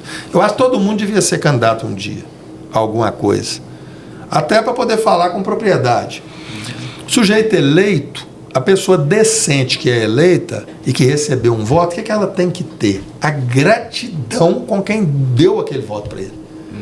Principalmente uma cidade pequena, que é distante, esse Brasil é continental, o estado de Minas então é maior que a França, pô, ela depende de você ser uma voz em defesa dela no Congresso Nacional. Seja para os temas gerais, né, como modernizar um setor elétrico que nós dissemos aqui, como melhorar a legislação do motorista, enfim, mas também nas ações diretas naquele município. Tem parlamentar que às vezes com um absurdo de voto, porque a votação ideológica, que ele sequer sabe quais são os problemas daquele município que ele foi votado. Tem deputado, Fernando, que não voltou lá naquela cidade nem para agradecer os votos. Isso é muito Quanto triste, mais tomar pé do que está pegando naquela cidade. E isso, Fernando, eu estou para te falar, eu estou com alguns milhares de quilômetros rodados. Isso é uma promessa que ele fez, hein? Eu não prometi em nenhuma cidade. O Idalma é prova viva. Idalma é meu amigo, em uma ocasião, na minha primeira eleição, lá em 2010, ele falou, Diego, eu queria te levar lá na minha cidade, cara, mas você tem que fazer uma promessa para mim. Se você ganhar, você volta lá. Uai, Idalma, essa eu faço. Essa é fácil. Uai, essa eu faço. Eu não posso prometer o que eu vou arrumar, porque eu não sei nem o que eu vou encontrar lá se for eleito. E hoje, graças a Deus, assim, escolas, investimentos de todo tipo na comunidade. Esse dia o governador foi lá e parabenizou o prefeito pela qualidade das escolas, pelos investimentos. Um abraço aí para o prefeito Leandro, que é um jovem também, um ótimo prefeito lá em Chapada do Norte, que é a terra do Idalma do distrito de Granjas do Norte. Eu já fui lá uma dezena de vezes, né? Inclusive, mês passado a gente estava lá, Até dessa vez ele foi comigo. E a gente vendo lá, visitando as escolas, ele até brincou. Falou, rapaz, se tivesse essa escola aqui no meu tempo, eu não tinha vindo de lá, não. Eu tinha ficado quieto lá. Tinha ficado quieto no grande. Então assim, você se comprometer com os problemas daquela comunidade. E de alguma forma, sem prometer, você ajudar a resolver parte deles, é muito importante. Outra coisa que eu faço também é multiplicar as boas práticas. Às vezes o prefeito lá de Janaúba, um abraço aí pro Zé Aparecido, ele está fazendo algo muito bacana. Poxa, isso aqui que ele está fazendo está dando certo em pavimentação de rua, ele está gastando menos, ele está entregando mais. Aí foi eleito agora o prefeito de Matosinhos, que é o Ítalo, jovem. Agora de manhã, eu estava reunido com os dois, né, por isso que eu citei os dois, e eu pedindo ao Zé, o Zé pede aí o Ailson, que é um ótimo secretário de obras, para que o secretário de Matosinhos possa passar uns 2, 3 dias com ele, para ele demonstrar como que ele botou para funcionar essa usina de asfalto, como que ele conseguiu fazer mais com menos. Então você vai multiplicando as práticas, né? O que deu certo em Bom Despacho, um abraço lá para o Fernando, o que deu certo em Três Pontas. Aí você poder, Fernando, voltar nas cidades com uma lista de serviços prestados é muito legal. É gratificante. É gratificante, com certeza. Essa é a política. E não ficar pegando carona para ganhar a voto assim. Eu, na última eleição, apoiei o ex-presidente Bolsonaro, ele não foi eleito, mas não entrei em guerra, não falei mal do outro, nada disso, mudou. Hoje eu torço para as coisas darem certo no Brasil, e na época oportuna da eleição, vou fazer minha escolha com os candidatos que tiverem, como todo cidadão. Vou avaliar o que eu vou fazer. Olha, Diego, se eu vou ser candidato, se não vou, para que eu vou, tomar uma decisão sóbria. Mas para isso, o que eu tenho feito, Fernando? Eu tenho procurado fazer o hoje bem feito. Eu tive um problema de saúde muito grave com 20, eu não sei se já te contei, com 22, 23 anos. Eu tive um tumor que deu metástase e eu tive que fazer 2 cirurgias bravas e quimioterapia. E num momento que você acaba ficando muito perto da morte, né? Aí você começa a enxergar as coisas de uma maneira diferente. Eu parei de ficar fazendo plano muito para frente. Eu procuro fazer o hoje bem feito. E é assim que eu tenho levado esses mandatos como deputado federal, sabe? Fazendo hoje bem feito, fazendo entregas. Hoje de manhã mesmo consegui entregar equipamentos de infraestrutura para 3 municípios aqui do Vetor Norte, e tem uma série de municípios a serem contemplados, porque a gente tem um momento do trabalho da gente como deputado, Vidal, que o orçamento da União ele chega para ser votado e assim, é cada dia mais difícil, porque a população envelhecendo, a conta da Previdência consome quase todos os recursos, mais os benefícios, pouquíssimo recurso para investimento, então você não pode errar. Você tem que ter bons prefeitos, honestos, competentes, que conseguem fazer a coisa acontecer. E eu abracei, Fernando, além, naturalmente, de todas as demandas dos municípios que eu atuo, tento ajudar, a questão da saúde. Hoje eu estou como guardião dos transplantes da Santa Casa de BH. É mesmo? Nessa semana agora que passou, a gente conseguiu liberar para lá R$1 milhão só para o departamento de transplantes. Só transplantes. Para garantir que funcione. E a gente já teve uma estatística de aumento para 400 transplantes. É claro que para funcionar tem que ter os médicos, tem que ter estrutura, mas precisa de ter os doadores, né? Então, o que eu chamo para reflexão é da gente, em um momento de dificuldade, avaliar, refletir sobre ser doador de órgãos, né? Porque é muito importante, né? Quantas e quantas pessoas estão na fila aguardando órgãos, né? E a pessoa, às vezes, no momento mais difícil da vida, partiu, né? Algum familiar partiu. Deixar claro que é doador de órgãos é muito importante. É doloroso esse momento, né? É doloroso, mas assim, de certa forma você fica vivo, um pouco vivo, né? Salvando tantas vidas. Então, tem aumentado, graças a Deus, o número de doadores e a estrutura, né, dos hospitais. A Santa Casa, um abraço a todos lá da Santa Casa, é o maior hospital de transplantes, né, de Minas Gerais. E pra você ter uma ideia, se eu não me engano, transplantes de medula foram 1.000 já realizados. Olha que legal. Quantas pessoas já foram atendidas. A política te proporciona ajudar algo grandioso assim. Olha que legal.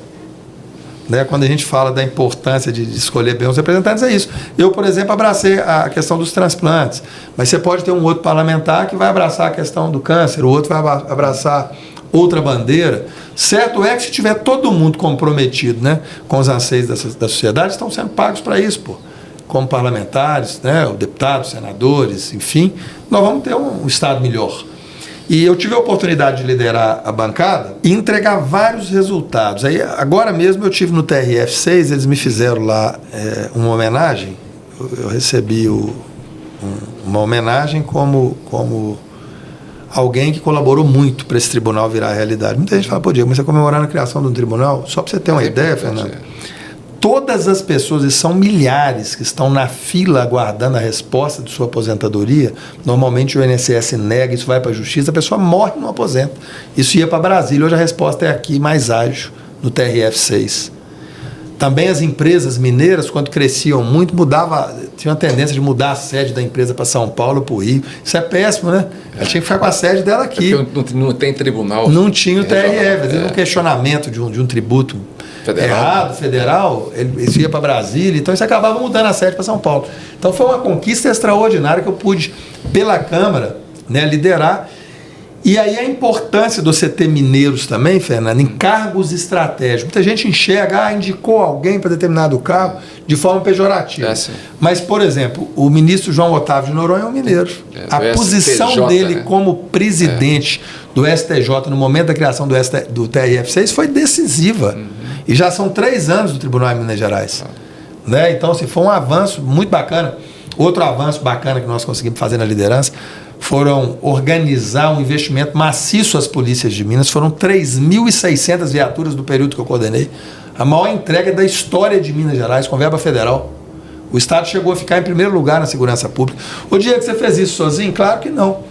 Eu coordenei a bancada e todos os deputados, cada qual fazia a entrega no seu município, que ele era mais votado.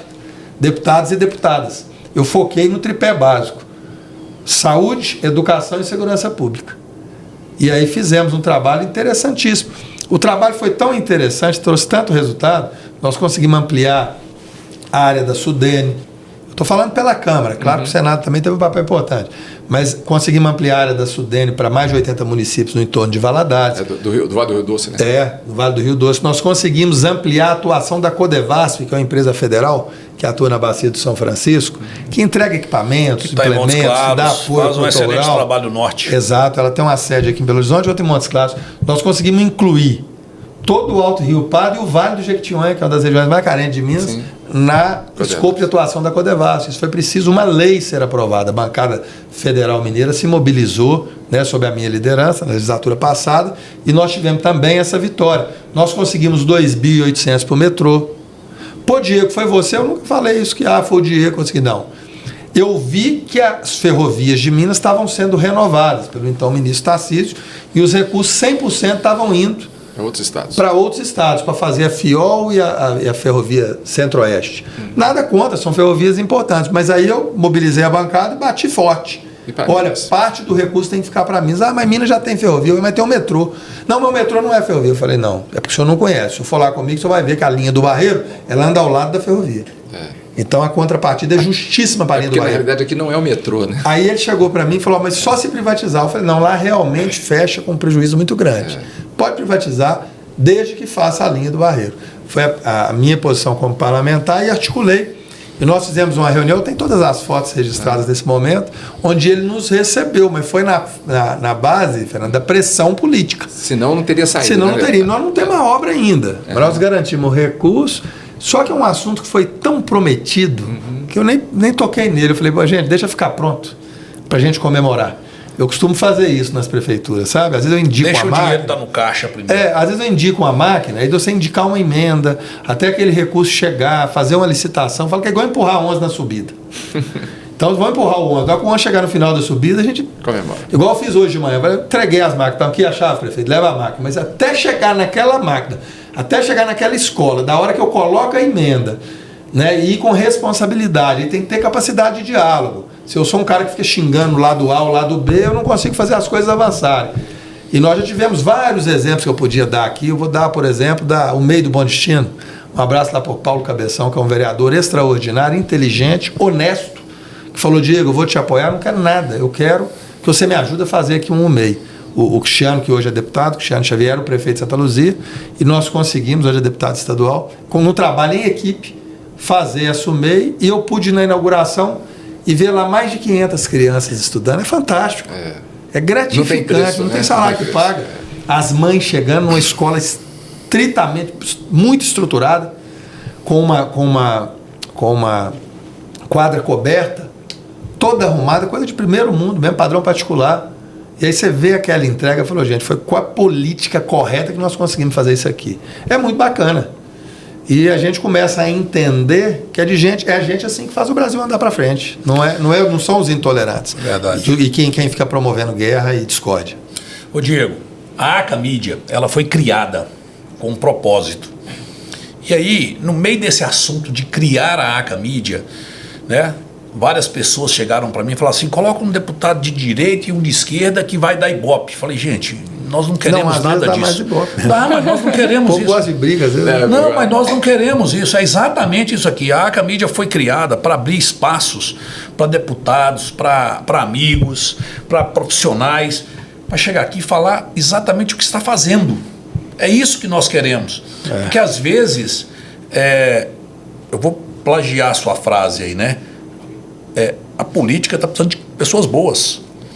Então, assim... Vamos pôr o Fernando, prefeito de Ataleia. Prefeito de Ataleia, hein? Hein, Fernando? Ajuda de outra forma. Eu sei de chapado, hein? Não, pera, não. Tá vendo? Só pro outro, né? Só pro outro. Em deputado... Eu vou te falar depois o que acontece. Em deputado, com todo esse trabalho maravilhoso que você tem feito aí ao longo dos últimos 4 mandatos, aí 16 anos como deputado, não está na hora de dar um upgrade nessa carreira Fernando, sua, não? nós estamos avaliando, sim, essa possibilidade. Governador de Minas. A eleição municipal, ela nos deu aí um resultado muito positivo, né? A população, ela quis pessoas mais equilibradas, né? Que têm capacidade de trabalho e de diálogo e de entrega de resultados. Você vê que os partidos que estão mais nos extremos foram os que menos fizeram prefeitos, né? O partido que eu faço parte, o PSD, ele foi o campeão de prefeitos em Minas e no Brasil. É um partido que dialoga, conversa. Hoje ele tem um pré-candidato a presidente que eu gosto muito. Ele foi deputado comigo. Eu quero até mandar um abraço para ele, porque é uma pessoa que eu admiro muito. E quando a gente fala de relação de pai com filho, é muito bacana, porque o pai dele é muito conhecido, que é o apresentador Ratinho. Né? Ratinho e ele, Júnior. o Ratinho Júnior, foi deputado estadual e foi deputado federal. Eu tive o privilégio de ser colega dele. E hoje ele é o governador do Paraná. Segundo mandato, né? No seu segundo mandato, com a maior votação da história do Paraná. E com um resultado extraordinário. Eu estive no Paraná e pude ver 470 escolas em tempo integral. Aí os professores e os alunos escolhem se quer cívico-militar ou não. Essa região aqui precisa de mais disciplina, tem muito roubo, tem muito problema, precisamos de mais segurança. Então aqui nós vamos ter uma escola cívico-militar. Então, assim, ele ampliou de forma muito bacana essa questão da educação. Um trabalho com a terceira idade extraordinário. Fez várias entregas de casas populares, obras grandiosas que eram esperadas há anos. Você não vê um escândalo de problemas de corrupção no governo do Ratinho, né, do Ratinho Júnior, Carlos Massa Ratinho Júnior. E ele atingiu cabeceira no IDEB, chegou a ficar em primeiro, segundo lugar no IDEB. Segurança pública, mesma coisa, sempre em primeiro, segundo na segurança pública. E uma coisa que mais me chamou a atenção, o PIB, né, o crescimento econômico do Paraná, está em 8%. 8% né? ao 8%. Então, assim, poxa, gente, se está dando certo lá, um cara jovem. E outra coisa que me chamou a atenção dele, ele tem a posição dele, né? Ele eu acredito ali ele ser uma pessoa mais de centro-direita. Mas tem um viés social interessante, porque ele preocupa um sujeito que, por exemplo, preocupa com a escola, preocupa com o trabalho para os idosos. É claro que ele está fazendo social. Então, assim, ele é um bom nome. E eu não vi até hoje da boca do Ratinho uma palavra de agressão a absolutamente ninguém. Do Ratinho Júnior. Só de trabalho e de entregas concretas. E a gente acompanha ele na rede social, percebe que é um cara também de hábitos simples e tudo. E sou entusiasta do nome dele aí como pré-candidato a presidente da República. E falando do deputado para 2026? Rapaz, eu primeiro tenho que convencer em casa, sabe? Esposa, mãe, família. Mas a gente está sempre pronto para poder enfrentar os desafios. Porque essa discussão, Fernando, ela se dá também no ambiente partidário, né? Eu recebi um convite, né, de outro partido também, que eu tenho muito respeito, estou muito grato. Mas eu gostaria, eu nunca fui de ficar mudando, né? Eu me elegi na época o PL, era na época o 22. Depois eu ajudei, era o Zé de Alencar, junto, o Clésio foi do 22, Zé de Alencar, Jaime Martins, Lincoln Portela, vários nomes que eu admiro, membros do Bilac Pinto, daquele partido da época, eu me filiei lá. Quando eu cheguei em Brasília, eu fiz meu tratamento de saúde no GRAAC, eu comecei a falar, né? Eu fiz no GRAAC as quimioterapias com o Dr. Sérgio Petrilha, até um abraço para ele. E nesse momento, no começo do meu mandato, eu tive a oportunidade de reencontrar com o GRAAC. E eles não sabiam que eu tinha tratado lá. Aí eu contei, me aproximei deles, ajudei muito o GRAAC, coloquei recursos de emenda parlamentar, mesmo o Hospital Sênior em São Paulo, porque ele atende boa parte do Brasil, inclusive pessoas de Minas, eu mesmo tratei lá. E eu sei o trabalho sério que eles fazem, e eles precisavam da doação do terreno para fazer um novo prédio. São 30 mil crianças, se não me engano, por ano, e adolescentes que eles atendem. Muito bacana, né? E tem uma tecnologia fantástica, ela com excelentes médicos. Um abraço para a doutora Eliana, a doutora Nájila e todos que compõem lá o corpo clínico do GRAAC. E naquela época o Kassab era prefeito de São Paulo, ele estava fundando o PSD, eu não conhecia ele, né? Eu até tinha uma admiração, e tenho ainda, muito grande, pelo Afif, né? Que foi candidato, o Guilherme Afif, que foi candidato a presidente lá em 89, minha família votou nele. Ele foi o criador do MEI, do Simples. Se o sistema tributário nacional não colapsou ainda, né? Foi graças ao Simples e ao MEI, senão os pequenos já tinham fechado, né? E agora vamos ver se com essa reforma tributária que foi votada, se as coisas melhoram, para simplificar, para ter um ambiente menos hostil, né? Para todo mundo empreender e para o país crescer. Negócio, né, deputado? Mas eu estou avaliando, sabe, Fernando? Não pode ser um projeto só de vaidade pessoal. Porque tem gente que fala, não, eu quero ser governador, vou de qualquer, eu quero ser senador. Não pode ser algo só eu quero. Tem que ser algo construído, né? Algo que seja positivo, que seja com um grupo de pessoas que queiram, e a gente coloca o nome. Coragem eu sempre tive para tudo na minha vida, né? Para enfrentar um câncer, para começar a trabalhar. Muita disposição eu tenho. Eu não tenho dificuldade nenhuma, eu já saio da divisa da Bahia, bato volante até Belo Horizonte, se precisar. Levo um colega comigo, normalmente. Né? O cara tem que saber fazer de tudo, tem que saber tirar retrato, tem que saber lembrar o nome de todo mundo. Né? Que o sujeito às vezes acha, o assessor parlamentar, o sujeito fica na vida boa, fica nada. Fica nada. Pelo menos a turma que atua com a gente põe para ralar. Diego, Fernando, deixa eu te falar. Eu não tenho palavras para agradecer a presença de vocês dois. Nós estamos chegando naquele momentozinho ali, final. Diego, obrigado. Fernandão, obrigado. Quem quiser entrar em contato com o Diego, tá todas as redes sociais, Aca Mídia, vá lá, deixa um like lá.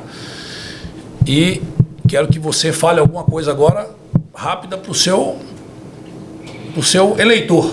Eu acho que os principais projetos que acontecem no Congresso Nacional, eles vêm de sugestões que a gente tem, né, da população. Por exemplo, projeto simples, divulgação dos resultados do vestibular. Não era obrigatório, Fernando. O aluno fazia um vestibular na Federal. Certa ocasião, visitando o UFMG, um aluno me abordou e pediu, né? Também um vereador lá da cidade de Paracatu, que é professor, ele falou, Diego, isso é um absurdo, tal. Eu falei, não, pode fazer aí a minuta do projeto que eu vou apresentá-lo. Ele participou até da construção. Então, assim, os principais projetos da Hanseníase, que também se tornou lei, né, que beneficia as pessoas que foram separadas dos pais, foram inscritos ouvindo e conversando com quem está sofrendo aquele problema. Então, é importante demais da conta você manter esse canal aberto. Então, quem quiser dar sugestão construtiva, quiser participar do nosso mandato, nós estamos à disposição para receber e para tentar responder, né, o que a gente pensa sobre aquele assunto e ajudar, né, no desenvolvimento aí de Minas Gerais ou de algum assunto específico que você tenha, né, uma experiência que você tenha aí que te incomoda e que você tem uma sugestão para melhorar esse país, né? Nós temos até lá no Congresso hoje uma comissão onde as pessoas podem propor projetos de lei, né? Mas eu já tenho feito isso no mandato, apresentando projetos e sugestões que vêm das pessoas. Então, se você gostou aí da forma da gente conduzir o mandato, e se você quer acompanhar mais de perto, ou se você quiser tirar alguma dúvida também de alguma ação nossa, alguma atuação, eu estou à disposição aí para esclarecer.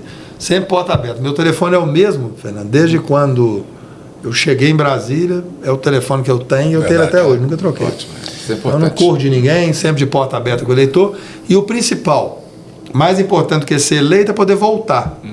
Porque tem alguns colegas parlamentares que não conseguem andar na rua, né? Que não conseguem voltar nos lugares que foi votado. Eu, graças a Deus, volto de cabeça erguida em todos os lugares. Eu sei que eu não agrado todo mundo. E nem tenho essa pretensão.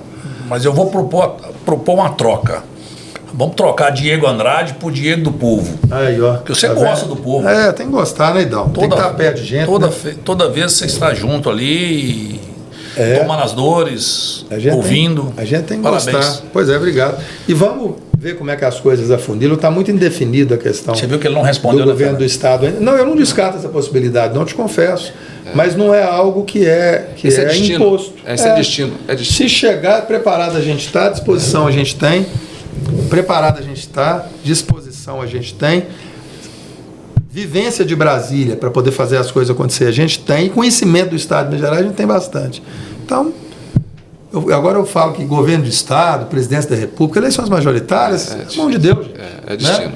Se Deus achar que é importante, se o partido escolher o nome da gente, estamos aí à disposição. Caso contrário, eu colaboro com o que puder, como deputado federal ou como cidadão. E quando eu não estiver como deputado, vou continuar sendo um cidadão participativo, acompanhando em quem eu voto, cobrando de quem eu voto. Eu faço isso. Os senadores que eu apoiei andam apertados. Temos até que eu andei rompendo aí. Porque de tanto discordar, tipo, uma hora eu falei, filho, não tem jeito de eu te apoiar mais não. Então, assim, eu cobro e tenho possibilidade, assim, feito um trabalho de multiplicação de pessoas boas, né? Hoje, sem modéstia, a maior parte dos prefeitos nos apoiam são os melhores prefeitos de Minas Gerais.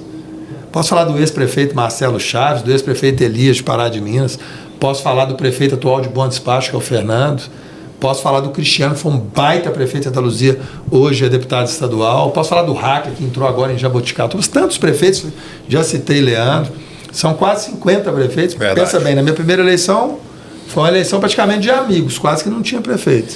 Não, vamos lá. Aí eu fui convencer esses amigos a disputar a eleição. Falei, não, cara, você vai também, porque eu estou sozinho, você tem que ir também. Se a gente falar em multiplicar, né, começou com 90, 100, 120, 170 mil votos. Foi um dos mais votados de Minas Gerais. Sem dar um centavo para malandro nenhum, viu, gente? Isso fica claro. Porque tem gente que quer ser candidato, dá vantagem para vereador. Eu não dou um centavo para malandro. Aí já ficou tão bom que malandro nem me beira. Você está andando comigo, você pode saber, é gente decente, correto. Acabei de citar um baita vereador que nunca me pediu um lápis para ele. Está na campanha dele, ele pega o fusquinha dele e vai para a rua e para falar com a família e tal. Olha para você ver, eu fico uma gratidão dobrada. Porque a campanha, o sujeito parar o que está fazendo é difícil para ajudar. Verdade. Agora, qual que é o pedido dele? Se você ganhar, me ajuda a asfaltar aqui a ligação Teófilo-Otoni. Era uma ligação que tinha 300 anos, ninguém tinha asfaltado. Falei, Cris, vamos fazer? Vamos. Demos conta, o Cristiano como prefeito, eu como deputado, ele como vereador. Da mesma forma, a SUMEI, que eu citei aqui, várias outras realizações. Em Três Pontas, e eu queria dar um abraço ao povo de Três Pontas, porque é uma cidade, terra do Aureliano Chaves, mas eu sou o mais votado da história da cidade. Imagina só, Fernando, que eu tive 64% dos votos da cidade. Nossa. Olha a responsabilidade, uma cidade de 60 mil habitantes. Também sem dar um centavo para nenhum malandro. Mas fazendo um trabalho para a cidade, ajudando a Santa Casa, ajudando a PAI, fazendo ligações asfálticas que eram, assim, há 50 anos ou mais a cidade esperava, ajudando até em obra que eu podia dizer, rodovia estadual, eu como deputado federal podia dizer, isso não é comigo, é com o governador e com o deputado estadual, mas não. Eu mudei a LDO no Congresso Nacional, a Lei de Diretrizes Orçamentárias, para possibilitar recurso federal em estrada estadual, coloquei um recurso importantíssimo, cheguei para o governador, coloca outra metade, faz a ligação entre Três Pontas e Varginha. A obra até andou muito devagar, mas graças a Deus agora parece que já vai chegar no final. Mas é onde morria gente, onde sofria. O meu irmão pega esse trecho aí todos os dias, que ele mora em Varginha, trabalha em Três Pontas. Então é uma região que eu tenho um carinho enorme. Se você for no Hospital do Câncer lá tem um equipamento, gente, e eu falo isso porque eu fui paciente oncológico, Fernando, que é o mais moderno do Brasil. Um acelerador linear, o mesmo que tem no Albert Einstein, pelo SUS, é o que tem no Albert Einstein particular. O prefeito Verde botou a contrapartida, o vice-prefeito Leonardo Cias, que hoje é o prefeito, eu consegui esse recurso, articulei junto com o Alexandre Silveira, quando ele era senador. Falei, Alexandre, você também já foi paciente oncológico, cara, vamos botar esse recurso lá, sozinho como deputado, eu não dou conta, meu prefeito ajuda um pouco, você ajuda, então vamos embora. Colocamos, zeramos a fila do câncer em 52 cidades. É ou não é um trabalho de peso? Acabou a fila. As pessoas ficavam na fila porque o equipamento lá não era moderno. Hoje é o mais moderno e ele é preciso, ele não deixa sequela. Então a chance de salvar a pessoa sem deixar sequela é muito maior. Então, assim, eu podia citar aqui e ficar um dia mostrando para vocês. Agora, né, deputada, a política está precisando com esse perfil de o político, interesse, né, da pessoa que quer fazer a coisa acontecer. Tem que ter esse perfil. Eu não estou dizendo que eu tenho meus defeitos também, mas essa virtude as pessoas têm que ter. Hoje as pessoas se preocupam mais em falar na internet do que fazer. Você pode até falar, mas faz igual eu tenho falado. Eu falo quando a entrega está aqui. Eu até convido para quem não me segue para seguir aí, Diego Andrade MG. Eu tenho alguns seguidores lá, não é muito, porque eu também nunca gastei um centavo com isso, de impulsionar, agora que eu modernizei um pouquinho, porque né, tem que colocar a linguagem ali mais eficiente para a internet, mas tá ali muita coisa. Agora, mais um assunto para reflexão para o final. A briga da Ibope, Fernando. Eu xingar, eu subir, eu agredir da Ibope. O trabalho às vezes é chato. É sim. Você pegou para ajudar um hospital do câncer, você pegou para estruturar, o cara, tá fazendo sua obrigação. Eu falei, velho, mas quando você contrata alguém, você não espera que ele faça bem feita a obrigação dele? É mais fácil. Assim quando você contrata o funcionário? Pô, se o cara é funcionário do povo, ele tem que fazer a obrigação dele. Ou você gosta do só falador? Do funcionário que fala, mas falta serviço, né? Não atende. Criticar é muito mas essa reflexão, nós temos que ir chamando o cidadão de bem para essa reflexão, porque Minas Gerais sempre foi um celeiro de personalidades respeitadas no Brasil inteiro. Citei Aureliano, posso citar Juscelino, que foi o maior de toda a minha avaliação, Hélio Garcia, que era um gigante na simplicidade dele, e também o Tancredo Neves. Mas poderia citar tantos outros. Justamente porque eram homens conciliadores. Em momentos difíceis que o país passou, sempre tinha um mineiro conciliador e agregador ali para poder... Doutor Arlindo Porto. Também. Nós não podemos esquecer dele, não. Claro. Meu amigo. Fernando, suas considerações aí, Fernando? Não, é agradecer e dar uma oportunidade de estar aqui com o nosso deputado aí, conversar sobre diversos temas, né? Diversos temas aí. E no brilhantismo dele, na simplicidade dele. Né, espero que sua carreira política seja grandiosa, sabe? Você tem todo o perfil para isso. E com certeza irá chegar em posições muito mais altas, eu não tenho dúvida disso. Vamos em frente com Deus no comando e fazendo hoje bem feito. Aí quem sabe o amanhã ele é melhor, né? Mas eu já sou muito agradecido, Fernando, pela confiança do povo mineiro. Você imagina só, eu nunca tinha sido nem vereador. Saí numa primeira eleição com deputado federal, tinha 6 deputados no partido, tudo de 100 mil votos. Teve um senhor que chegou para mim e falou, você é doido, você é iludido, você não vai eleger nunca. E eu fui lá e elegi. Né? Minha família inteira abraçou, meus amigos abraçaram, meus colegas de jardim de infância, meus colegas de faculdade. Então é legal, né? Meus colegas de trabalho, por onde eu trabalhei. Então um agradecimento a todos eles. Né? O Idal, um grande amigo, falou, não, Diego, eu conheço. Se você fizer o compromisso de voltar lá no Grande, a gente está contando aqui a história, que não só voltei, como fiz muita coisa por lá. Verdade. Então, igual essa história do Idal, são centenas que eu tenho em Minas Gerais. E isso é muito bom. E estamos prontos para poder ajudar. Seja o país, estou atento aos nomes, né? Você viu aqui que eu defendi uma medida provisória, né? Muita gente batendo, criticando, eu falo, não é porque eu não apoiei o governo que eu acho que essa medida tem que ser derrubada. Se ela tem alguma coisa ruim, vamos melhorar. Isso. Mas eu citei algumas coisas boas dela, a principal dela, a abertura de mercado. Então você tem que ter essa reflexão. A gente está vendo um momento lá no Congresso entre muda o presidente, o cara muda de opinião para o mesmo tema. Pô, um negócio sem noção. Você falou, velho, mas você era a favor disso, tu mandava, não, agora eu sou contra. Pô, peraí, velho. Vamos acalmar. E fica pior ainda quando o judiciário entra nessa guerra, né, gente? E aí vai uma crítica, né? Construtiva ao STF, não estou aqui para agredir ministro nenhum, mas, pô, chega parece que está julgando com ódio, né? E condenando e julgando, exagerado, né? E vai uma sugestão até para o presidente da República. Né? Hoje o presidente da República que está é o Lula. Se ele quisesse ter um gesto de grandeza, ele mesmo encaminhava ao STF, poxa, uma sugestão para redução das penas das pessoas que foram presas no dia 8. Pô, Diego, mas você é a favor daquelas invasões? Eu sou completamente contra. Mas pela legislação brasileira, a maior parte deles ali, Fernando, são réus primários. Já estão alguns há 2 anos presos. 2 anos é como se o cara tivesse pego 12 de cadeia. Nós estamos vendo aí traficantes sendo soltos e tudo. Eu acho que até o cara que é de esquerda do direito acha que ficou exagerado. Então, assim, uma ação, uma iniciativa que pudesse partir até do presidente da República ao STF, com a equipe de advogados dele aí, solicitando a revisão e redução dessas penas para pacificar o Brasil. É o que mais precisa ser feito agora, é a pacificação. Né? Aquele episódio foi um episódio triste da história brasileira. Né? Mas nós estamos precisando de mais serenidade e de mais... E aí, para finalizar, eu faço uma reflexão para quem está nos assistindo. Na sua família, a pessoa que mais ajuda a família é o brigador ou é o conciliador? Que reúne a família, que pacifica os irmãos, que reúne ali no domingo, que une a sua família. Ah, é o pacificador, né? Não é o brigador, não, né? Por que você acha que na política que vai dar certo é o brigador? É o agressivo, e não o pacificador? Claro que a política da gente começa dentro da família. Depois na comunidade que você vive, isso vai ampliando. Nós precisamos de gente equilibrada, que consiga viver com as diferenças. O Brasil é um país de demandas diferentes. A demanda do norte de Minas é diferente da demanda do sul de Minas. Como é que você quer que todo mundo pense igual? E justamente o que faz o brasileiro um povo criativo e maravilhoso é a sua diversidade, Fernando. Então é possível eu não abrir mão de defender o agro, de defender a família sem agredir os outros.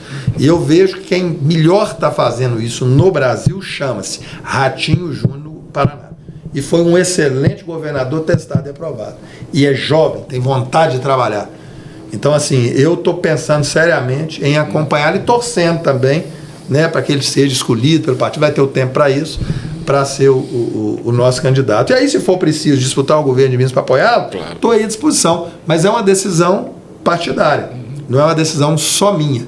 E se vai ser eleito ou não, é uma decisão do povo. Então vamos deixar na mão de Deus. É isso aí. Vamos fazer o hoje bem feito. É o que eu deixo de mensagem para todos. E obrigado, Vidal, pela oportunidade. Obrigado aí. Fernando, obrigado. Falou, Eduardo. Obrigado, Fernando. E sigo contando com você na comissão de Minas e Energia, com todo o seu conhecimento e experiência. Estaremos juntos. Para nos ajudar. Ô Diego, Fernando, muito obrigado.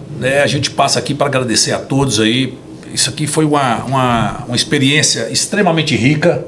Eu acho que o povo tem que ouvir isso mesmo, Diego, né? E fica aqui o meu agradecimento. Deixa o like, se inscrevam nas redes sociais. Não é isso, João? Então tá tudo certo. Vamos lá.